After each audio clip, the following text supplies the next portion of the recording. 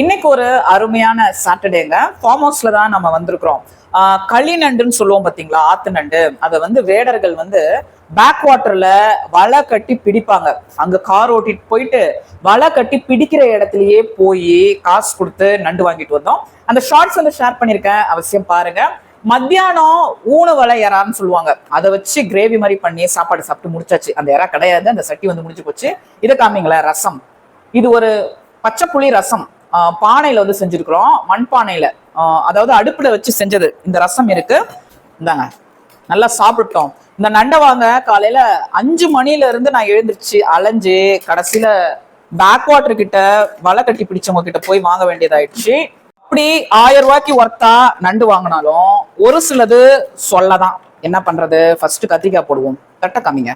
சூப்பரா 2 கத்திரிக்காய் போடுவோம். நண்டு வந்து என் பையனுக்கு உரிக்க தெரியாதான். அவன் வந்து சொல்றான், எனக்கு வெறும் சோறை போடுங்க ப்ளீஸ் வாழ்க்கையில அப்படின்றான். நான் அது சொன்னேன், நான் உரிச்சு தரேன், அதனால நீ நல்லா சாப்பிடு அப்படின்னு சொல்லிட்டு சர்வ் பண்றான். நல்லா புளி போட்டு கத்திரிக்காய் போட்டு செமையான நண்டு கிரேவி வந்து வச்சிருக்கு. என்ன கொடுக்கு மட்டும் வைக்கிறீங்களேன்னா, கொடுக்குல தானே சதை நிறையா இருக்கும், அதை உடச்சு கொடுத்தா அவர் அப்படியே சாப்பிட்டுருவாரு.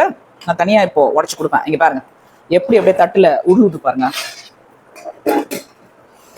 அங்கங்க மளிகை கடைகள் எல்லாம் கிராமத்து வாழ்க்கையில 5 ரூபா மிச்சர் 10 ரூபா மிச்சர் இந்த மாதிரி வந்து விற்கும் பார்த்தீங்களா, அது எனக்கு ரொம்ப பிடிக்கும். ஏன் அப்படின்னா குவான்டிட்டி ரொம்ப அதிகமா இருக்கும். அதை வாங்கிட்டு வந்து ஒரு தயிர் சோறுல பசங்க சாப்பிடலாம்ல. இந்த பையன் வந்து நண்டு பிடிக்கல அப்படின்னா, ஆனா நான் வந்து உரிச்சு கொடுப்பேன்.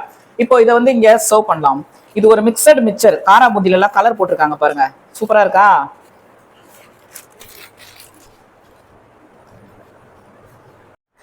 நீங்க உங்க பசங்களுக்கு இந்த மாதிரி நண்டு வாங்கி சமைச்சு கொடுத்து அதுல இருக்க சதையை எடுத்து கொடுத்துருக்கீங்களா? உங்க வாழ்க்கையில இந்த மாதிரி ஒரு அனுபவம் ஏற்பட்டிருக்கா அப்படின்னு அவசியம் கமெண்ட்ல சொல்லுங்க, நான் படிச்சு தெரிஞ்சுக்கிறேன்.